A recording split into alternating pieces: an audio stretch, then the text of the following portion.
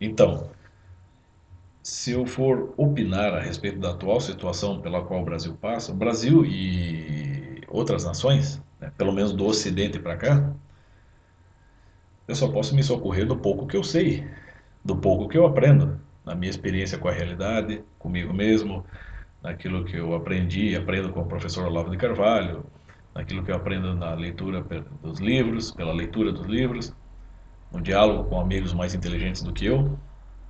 Provisoriamente eu posso chegar a uma conclusão. Já que estamos vivendo sob a era das revoluções, né, desde a Revolução Francesa, a impressão que eu tenho, né, provisória, é de que grande parte das pessoas, não só aqui no Brasil, mas nas outras nações ocidentais, não tem noção de distinção entre religião e Estado. Sobretudo aqui no Brasil, a gente percebe que o presidente ele tem um papel ou de Deus ou de diabo para muitas pessoas. Quando eu digo diabo, porque né, o atual presidente é o Jair Bolsonaro, então tem pessoas que o idolatram e pessoas que o odeiam. Tem os bolsonaristas e os antibolsonaristas. Entre os antibolsonaristas, a quase totalidade é de grupos de esquerda ou de simpatizantes. Hum? Então, grande parte das pessoas não consegue tomar uma decisão já no início dos seus dias, sem ter que ligar o rádio, a TV ou a sua internet e se informar a respeito das atualizações sobre as medidas de segurança, né, que estão sendo tomadas diante da epidemia de coronavírus. Ok, nós temos que estar a par disso. Nós temos que estar informados. Só que o presidente, ele não vai ter o poder, nem o presidente nem os seus ministros terão o poder de, vamos dizer, pensar pelas pessoas. Né? Isso não é um regime totalitário. Né? Graças a Deus não é um regime totalitário. Então, as pessoas vão ter que perceber que existe já uma força, né, que transcende o presidente, que transcende o próprio mundo, e é essa força que está, essa força divina que rege as coisas, no fim das contas. Né? Ela nos dá mesmo, nos ilumina. Agora, ela não está iluminando só o presidente, está iluminando as pessoas. O presidente é meu, é só você ler um pouco a Bíblia, sobretudo no Velho Testamento, você vê que ou um rei ou um presidente é sempre, né, ele reflete o caráter do povo, né? Só que o rei também está, né, propenso a errar e propenso até a, a ser reprovado pelo próprio Deus. Hum? Então,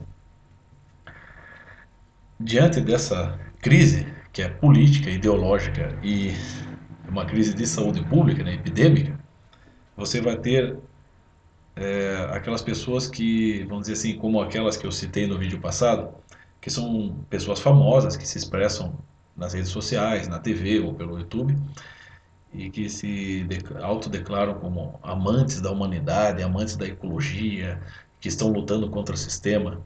Mas o único sistema que elas veem é o sistema do atual governo, que, né, elas creem que se trata de um governo de caráter retrógrado, fascista, ditatorial, né, já que o vice Mourão já publicou um elogio ao regime militar. Então, essas pessoas, né, que lutam contra o sistema, o único sistema que elas veem é esse. Né? São esses clichês que estão lançados aí com palavras de ordem pelos grupos de esquerda. Então, eles se opõem a um presidente que é engomadinho, que é conservador, que é chucro, que é radical, né? E que, vamos dizer assim, na audição e inteligência seletiva deles, vamos dizer, subestimam o perigo da epidemia de coronavírus. É só isso que eles veem. Mas eles só percebem que o atual presidente, assim, eles só acreditam que o atual presidente está agindo de forma radical e ditatorial, né? Ou qualquer outra coisa que eles acreditem ruim, quando aquilo atinge não a eles, mas atinge aquele mundinho deles, entendeu? Como eu falei lá do Gastão Moreira, ele só foi expressar uma crítica ao governo Bolsonaro, né? Ele fez lá, a gripezinha, porque um ídolo dele, do jazz, faleceu. Era uma pessoa idosa, não recordo o nome do músico, mas já estava idoso e, segundo consta, né, na causa morte, ele faleceu devido à infecção por coronavírus. Então aí a pessoa passa a protestar contra o atual presidente.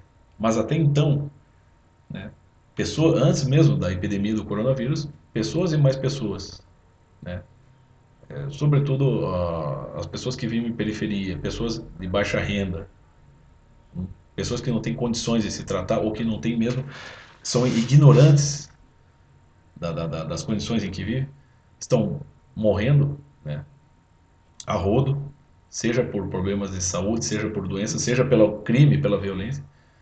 E essas pessoas não se dão conta. Elas só se dão conta quando você tem lá uma um, quando você tem um deslize cometido pelo chefe do poder executivo e elas associam esse deslize com uma fatalidade que ocorreu com alguém próximo a elas ou alguém que elas admiram. Entendeu? É tudo seletivo, gente. Então, contra que sistema que eles estão lutando? Contra o sistema imaginário. O governo Bolsonaro, né, extremamente dividido em seu interior, atritos entre os ministros e o presidente. Como é que você pode dizer que isso é um sistema? O PT é um sistema extremamente coordenado e complexo. Estava conversando com uma pessoa da minha família que é um petista,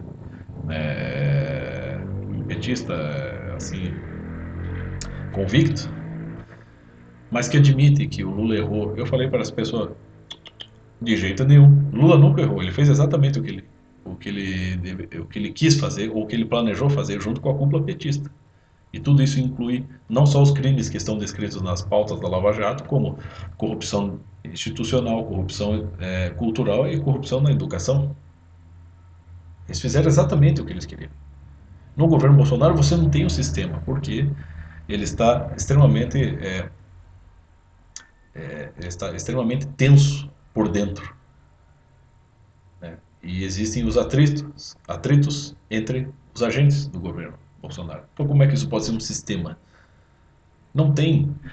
Agora sim, essas pessoas, né, essas que se opõem ao governo, as pessoas, mesmo as pessoas que estão decepcionadas, né, com o Bolsonaro, você vê, elas não são capazes de pensar como cientistas, mas nem o mínimo que seja.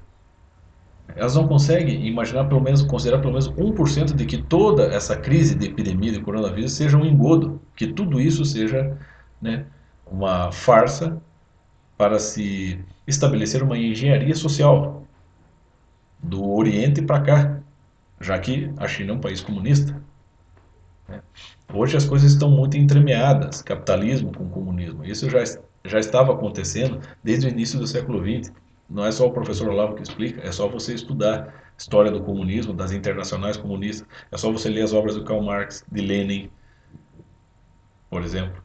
Você vai perceber, leia o Antônio Gramsci, leia alguns do filósofos da escola de Frankfurt, o Marx Horkheimer, o Herbert Marcuse, você vai perceber que existe sim essa possibilidade de você espalhar, assim, disseminar o comunismo e o socialismo de forma insensível. É assim que a coisa funciona. E isto é um sistema, né, contra o qual essas pessoas deveriam estar lutando, mas no fim não passam de idiotas úteis que estão dando mais combustível para que isso avance, entende? Então, essas pessoas todas, as pessoas famosas que estão indignadas com o atual presidente e que estão lançando palavras de ordem pelas redes sociais, pela TV, enfim, pelo YouTube, elas não fazem mais do que, né, vamos dizer assim, cooperar para um possível sistema, por um possível engodo gigantesco que está por trás de tudo isso aí. E pensando como cientista, se você pensar como cientista, meu filho, você tem que considerar 1% de que, pelo menos 1% de que o coronavírus seja uma farsa total, como o professor Olavo falou, né? Mas não, estão todos ali muito satisfeitos em lançar os seus protestinhos inúteis, né? Ganhar fama, ganhar likes, ganhar views, monetizar, né? No caso no YouTube, os seus vídeos, né? E, vamos dizer assim, alimentar a sua convicção subjetiva de que estão fazendo alguma coisa. Um exemplo disso é o próprio Lobão. Pô, o Lobão é um cara inteligente, é um cara talentoso, mas ele não tem o tato político, ele não tem o talento para falar sobre política. Ele tem um talento para falar sobre cultura. O que que o Lobão faz? É análise de discurso, é tudo abstrato. Ele está, assim, obcecado pelo discurso do atual presidente Jair Bolsonaro. Mal o presidente abre a boca, o Lobão já está lá para criticá-lo, né? Enquanto isso, quem que ganha tempo para se reorganizar? O pessoal da esquerda. Porque todos esses fiéis combatentes da justiça e da democracia e que estão decepcionados com o Bolsonaro, né, o que que eles fazem? Eles se tornam idiotas úteis dos grupos de esquerda aqui no Brasil, o PCB, o PCdoB, o PSOL, o PT. Tá lá o Lula, né, expressando a sua crítica ao governo Bolsonaro, né, dizendo que o Bolsonaro é uma das ameaças ao Brasil e ele teria que ser isolado das pessoas, né? Acusando o Bolsonaro de ser imprudente por, né, sair do país com a sua comitiva, né, diante dessa situação que se tem que evitar aglomerações, sendo que ele recentemente voltou da Europa para ganhar os seus títulos honrosos, né, e falsos, né? Quer dizer, ele se arroga, o pessoal de esquerda, assim, eles se arrogam o direito de fazer exatamente o que eles bem entendem, entendeu? Eles não estão preocupados com a lei, gente, e não estão preocupados com o bem-estar das pessoas. Estão preocupados, em primeiro lugar, com o bem-estar deles e do sistema deles. Eles só vão acreditar que as pessoas estão bem se estiverem sob o sistema deles. Ah, mas no meio disso tudo, se as pessoas morrerem, né? Bom, você acredita mesmo que o Lula vai derramar uma lágrima pelas pessoas que estão morrendo de coronavírus? Até agora eu não vi. Eu vi até agora ele utilizando a epidemia de coronavírus como um palanque político para se lançar de novo na vida pública, né? Se as pautas da Lava Jato são uma farsa judiciária, como o próprio ex-presidente e ex-presidiário Luiz Inácio afirma, então onde está ele na internet explicando por A mais B que isso é uma farsa? Cadê ele com o bloco lá, toda a papelada da Lava Jato explicando item por item? Ele não vai fazer isso.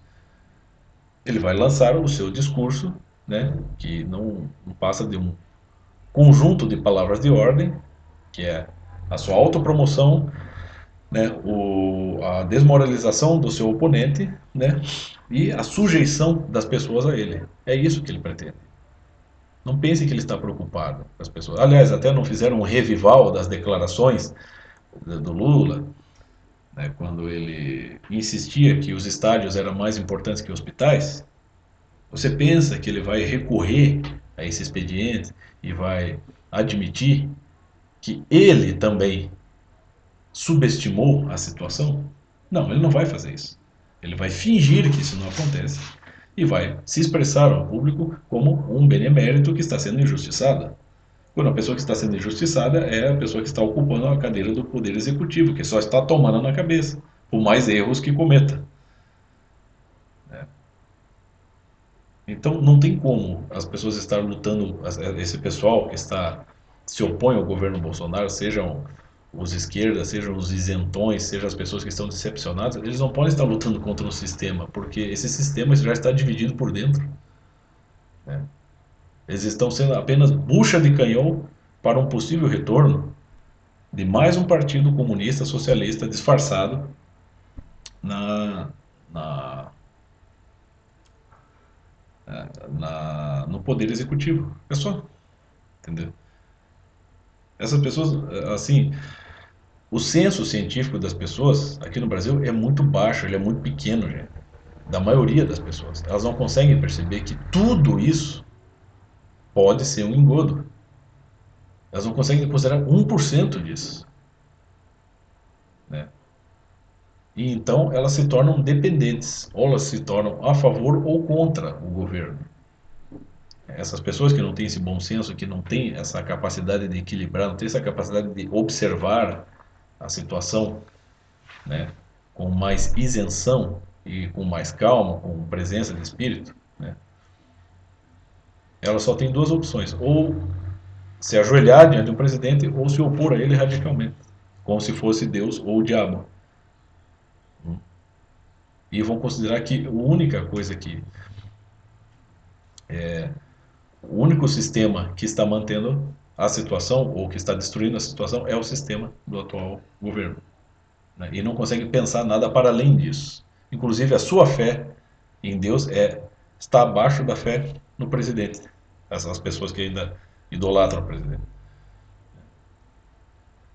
Ou seja, elas não estão conseguindo enxergar nada para além dessa situação. Por quê? Porque o seu interior está ainda muito esvaziado.